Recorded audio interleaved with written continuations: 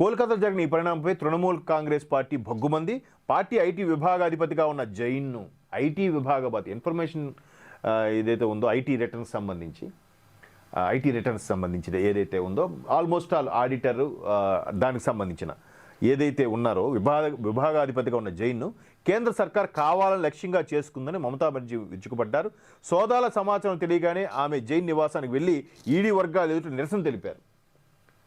ఆయనింటికి attacks జరిగితే ముఖ్యమంత్రి స్థాయిలో ఉన్న వ్యక్తి వెళ్ళి నిరసన తెలియజేయడం ఏంటి?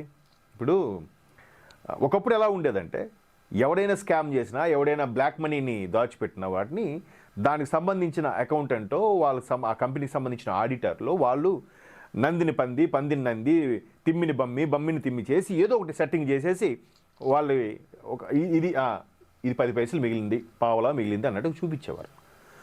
సో జగన్మోహన్ రెడ్డి గారు లాంటి పెద్ద పెద్ద తిమింగిలాల కేసుల విషయంలో ఏదైతే 13 ఏళ్ళ నుంచి నడుస్తుందో ఈడీ కానీ సిబిఐ వ్యవహారం అప్పటి నుంచి కూడా అప్పుడనే కాదు అలాంటి కేసుల విషయంలో కూడా కేంద్రం ఒక నిర్ణయానికి వచ్చింది. ఓకే, దీనికి మతలబులు లొసుగులు ఏవైతే యాడ్ చేస్తూ దాన్ని చాలా చాకచక్యంగా ప్రభుత్వానికి ట్యాక్స్ ఎగ్గొట్టే విధంగా చేస్తున్న నైపుణ్యం ఏదైతే ఉందో ఆ నైపుణ్యాన్ని కూడా జతపరుస్తున్నారు కేసులకు సంబంధించి.